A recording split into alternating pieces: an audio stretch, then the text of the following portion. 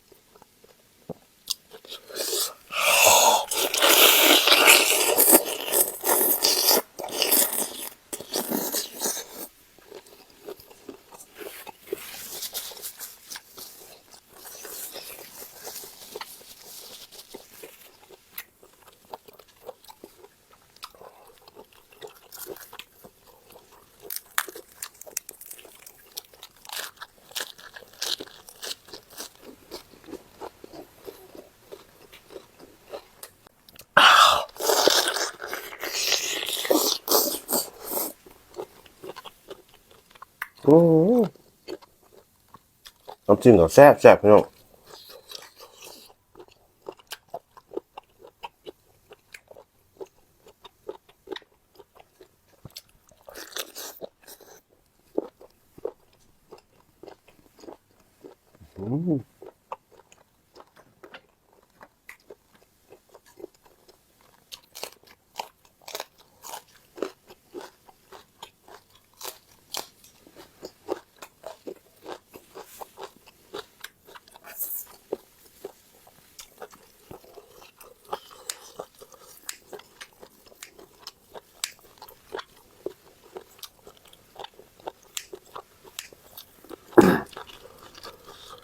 ทำกันครับผมตัวใหญ่ครับ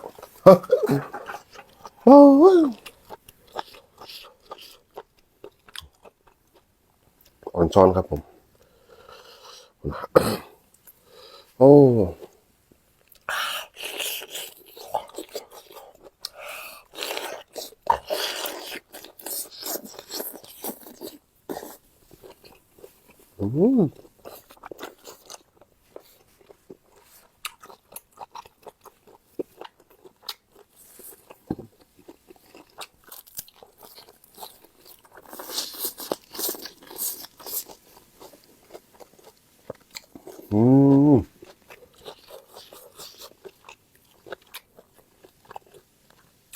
สุดยอด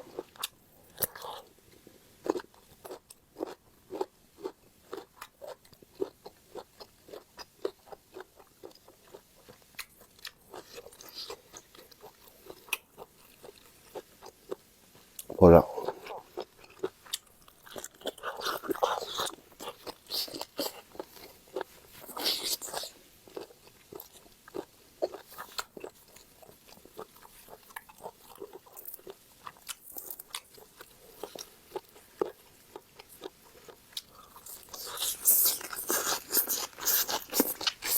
ผมไม่เสียวนี่ให้เบิ้งครับผมนี่ตัวนี้ครับนี่แม็กซิลาดให้เบิ้งเด้อพี่น้องเด้อ